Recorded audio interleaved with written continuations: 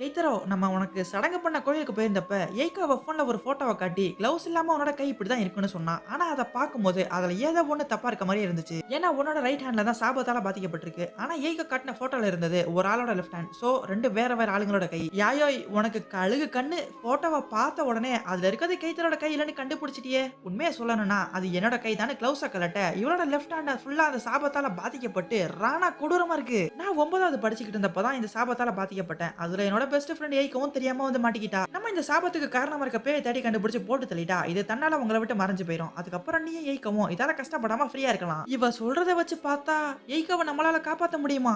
யாயோய் நீ கேட்ட மாரி ஆவிகள புடிக்க உனக்கு உதவி பண்ணலாமா வேணாமான்னு யோசிச்சு முடிவெடுக்க எனக்கு கொஞ்சம் டைம் வேணும். நல்லா யோசிங்க செட்டியார் சார். இந்த பிசினஸ் பத்தின எல்லா விஷயத்தையும் உங்ககிட்ட சொல்லிட்டேன். இந்த மாதிரி வாய்ப்பு எல்லாருக்கும் அமைஞ்சிடாது. எப்படியாச்சும் ஏய்க்காக்கு உதவி பண்ணி அவள இந்த சாபத்துல இருந்து வெளிய கொண்டு வந்துரணும். ஏன்னா நான் உண்மையை எதிர்கொள்ள தைரியம் இல்லாம ஒரு ரூமுக்குள்ளே அடைஞ்சு கிடந்தப்ப அவ தான் எனக்கு ஆறுதல் சொல்லி திரும்பவும் பழைய நிலைமைக்கு வர ரொம்பவே ஹெல்ப் பண்ணா. ஆனா இப்ப யாயை சொல்ற மாதிரி இவ கூட சேர்ந்து பேய்களை வேட்டையாட ஆரம்பிச்சா நான் ஆசைப்பட்ட மாதிரி நார்மலான வாழ்க்கையை வாழ முடியாது. எனக்கு இப்ப 2 சாய்ஸ் மட்டும் தான் இருக்கு. ஒண்ணு இந்த ஆவி பேய் பிசாசு மாதிரியான அமானுஷ்யமான விஷயங்கள் இருந்து மொத்தமா விலகி ஒரு சாதாரண வாழ்க்கையை வாழ்றது. இல்லனா யாயை கூட சேர்ந்து ஆபத்தான ஆவிகளை தேடி போய் அதை யூஸ் பண்ணி எங்க சாபத்துல இருந்து தப்பிக்கிறது. இது ரெண்டுல எதை சூஸ் பண்றது? முடிவு பண்ண முடியலண்ணே.